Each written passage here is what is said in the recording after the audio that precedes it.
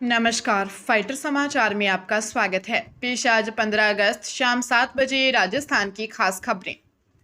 संसद के गृह मामलों की स्थायी समिति की रिपोर्ट ने देश की आपदा प्रबंधन प्रणाली में लास्ट माइल संपर्क की विफलता पर चिंता जताई है। रिपोर्ट के अनुसार सैटेलाइट और कृत्रिम बुद्धिमत्ता के बढ़ते उपयोग के बावजूद आपदाओं की पूर्व चेतावनी अक्सर आम नागरिकों तक समय पर नहीं पहुंच पाती है। समिति ने सिफारिश की है कि किसी जिले के लिए केवल सामान्य अलर्ट जारी करने के बजाय चेतावनी को अत्यधिक स्थानीयकृत किया जाना चाहिए, ताकि विशिष्ट गांव, वार्ड या संवेदनशील बस्ती के खतरे का सटीक आंकलन मिल सके। इसके समाधान के लिए एकीकृत मल्टी हैजर्ड वार्निंग सिस्टम स्थापित करने का सुझाव दिया गया है। प्रणाली की सफलता का वास्तविक मापदंड यह माना गया है कि अंतिम व्यक्ति के मोबाइल फोन और स्थानीय तंत्र तक समय रहते और सटीक चेतावनी पहुंच सके। राजस्थान लोक सेवा आयोग ने भर्ती प्रक्रियाओं को अदालती मुकदमों से बचाने के लिए कानूनी सुरक्षा की रणनीति बनाई है। आयोग अब 1 लाख से अधिक अभ्यर्थियों वाली सभी बड़ी भर्तियों में संबंधित न्यायालयों में पहले ही कैविएट दायर करेगा, ताकि आयोग का पक्ष सुने बिना कोई एक तरफा अंतरिम आदेश जारी न हो सके। यह निर्णय असिस्टेंट प्रोफेसर भर्ती 2025 में पदों की संख्या 574 से बढ़ाकर 922 करने से जुड़े विवाद के बाद लिया गया है, जिसमें हाईकोर्ट से याचिका वापस ले ली गई है। अंतरिम आदेश के बावजूद आयोग ने प्रक्रिया जारी रखते हुए साक्षात्कार परिणाम घोषित किए थे। इसके अलावा विभिन्न न्यायालयों में लंबित करीब 3000 न्यायिक प्रकरणों की प्रभावी निगरानी के लिए आयोग अध्यक्ष lieutenant colonel Kesari Singh legal team के साथ नियमित समीक्षा कर रहे हैं। इस कदम से परीक्षाओं, परिणामों और नियुक्तियों के अटकने का खतरा कम होगा। बूंदी में एसीबी ने कोटा निवासी औषधि निरीक्षक रोहिताश नागर के खिलाफ रिश्वत मांगने के आरोप में भ्रष्टाचार निवारण अधिनियम के तहत मामला दर्ज किया है, जिन पर चित्तौड़ रोड स्थित रघुवर हॉस्पिटल की दवा दुकान के निरीक्षण के दौरान कमियां बताकर रिश्वत मांगने का आरोप है। अस्पताल संचालक डॉक्टर लक्ष्मण गुर्जर ने एसीबी में दी गई शिकायत के सत्यापन में 50,000 रुपए की मांग की पुष्टि होने पर ट्रैप की योजना बनाई गई थी, लेकिन सूचना लीक होने से वह सफल नहीं हो सकी, जिसके बाद डॉक्टर गुर्जर ने जयपुर में एसीबी डीजी से मुलाकात कर शिकायत की और उनके हस्तक्षेप के बाद अब बूंदी एसीबी चौकी में मामला दर्ज किया गया है तथा एसीबी के अनुसार इस पूरे प्रकरण में कुछ अन्य अधिकारी भी संदेह के दायरे में हैं, जिनकी भूमिका की जांच की जा रही है। राजस्थान में दवाइयों के खर्च को घटाने के लिए सहकारिता विभाग ने महत्वपूर्ण पहल करते हुए प्रदेश के 9 जिलों में जिला सहकारी उपभोक्ता भंडारों के माध्यम से नए प्रधानमंत्री जन औषधि केंद्र शुरू किए हैं। इन केंद्रों का मुख्य उद्देश्य आमजन को ब्रांडेड दवाओं के मुकाबले काफी कम कीमत में बेहतर इलाज की सुविधा प्रदान करना है। यहाँ आम नागरिकों को बाजार दरों की तुलना में 50 से 80% तक सस्ती दर पर जेनरिक दवाइयाँ और सर्जिकल आइटम्स उपलब्ध करवाए जाएंगे।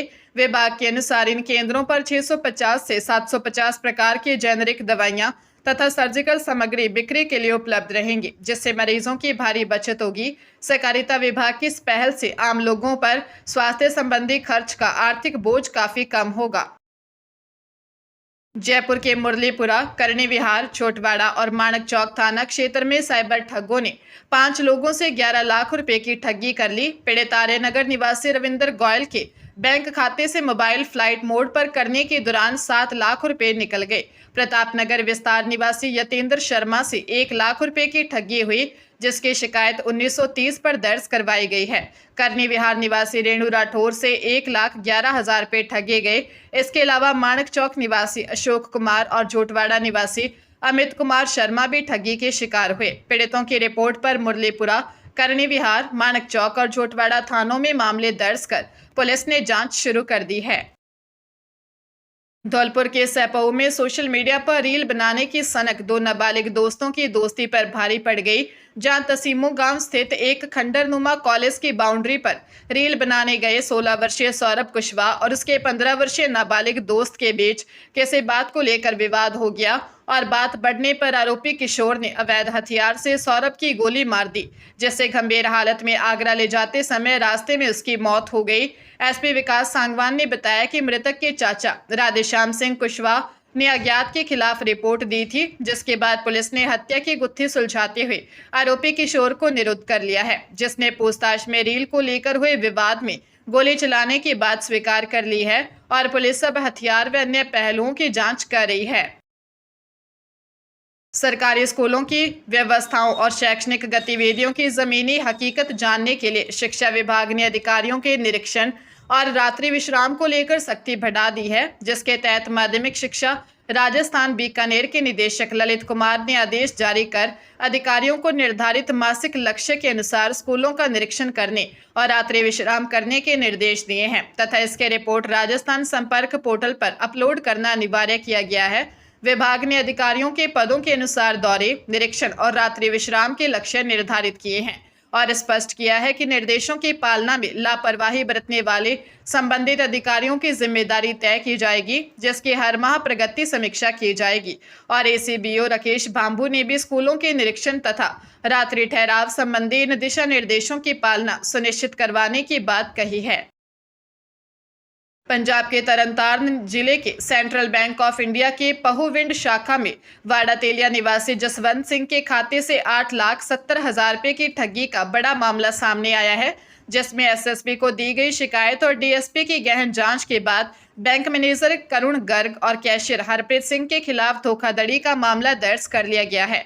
पीड़ित जसवंत सिंह ने आरोप लगाया था कि दोनों बैंक अधिकारियों ने आपस में मिली भगत कर उनके खाते से यह रकम हड़पी है, जिसके पुष्टि होने पर एसएसपी के आदेश पर थाना भिखीविंड पुलिस ने नामजद आरोपियों के खिलाफ कानूनी कार्रवाई शुरू कर दी है। पुलिस द्वारा जल्द ही दोनों आरोपियों को गिरफ्तार कर आगे की पूछताछ की जाएगी ताकि इस धोखाधड़ी से जुड़े अन्य पहलुओं का भी खुलासा किया जा सके।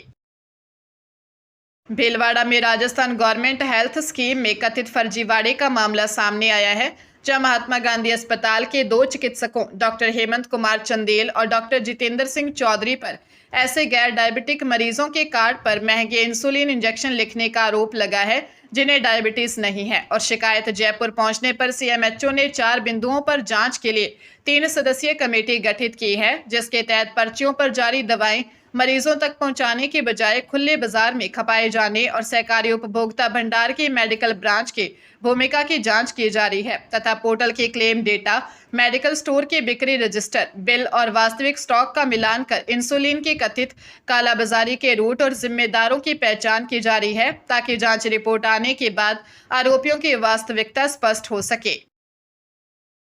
हरियाणा के फरीदाबाद और राष्ट्रीय राजधानी दिल्ली से नैनीताल घूमने गए पर्यटकों से भरा ट्रैवलर गाड़ी उत्तराखंड के रामगढ़ से करीब 3 किलोमीटर आगे लुक्ताधार के पास अनियंत्रित होकर गहरी खाई में जा गिरा, जिससे फरीदाबाद के 3 पर्यटकों 24 वर्षीय सुमित, 26 वर्षीय प्रदीप और अभिषेक की मौके पर ही मौत हो गई तथा 19 अन्य लोग गंभीर घायल हो गए। हादसे की सूचना मिलते ही उप निरीक्षक मनोज रावत के नेतृत्व में एसडीआरएफ, एनडीआरएफ, जिला पुलिस प्रशासन और स्थानीय लोगों ने मौके पर पहुंचकर संयुक्त रेस्क्यू अभियान चलाया तथा सभी घायलों को एम्बुलेंस के जरिए अस्पताल पहुंचाया, जहां से गंभीर घायलों को प्राथमिक उपचार के बाद सुशीला तिवारी अस्पताल रेफर कर दिया।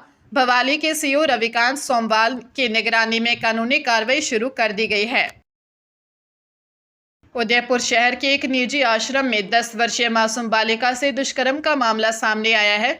वारदात का आरोप आश्रम संचालिका के भाई पर लगा है। पीड़िता ने कई बार इस संबंध में संचालिका से शिकायत की थी, लेकिन उसने कोई कदम उठाने की बजाय बालिका को चुप करा दिया। 6 माह पूर्व पिता द्वारा आश्रम में छोड़ी गई इस अनाथ प्राय बालिका की आपबीती एक पूर्व शिक्षक को पता चली, जिन्होंने तुरंत चाइल्ड लाइन को सूचना दी। बाल कल्याण समिति ने त्वरित कार्रवाई करते हुए पीड़िता को आश्रम से रेस्क्यू कर राजकीय बालिका गृह में भिजवाया। समिति की अध्यक्ष यशोदा पनिहार के अनुसार आरोपी अकेला पाकर बालिका का यौन शोषण करता था। काउंसलिंग के दौरान सहमी बालिका ने आश्रम न भेजने की गुहार लगाई है।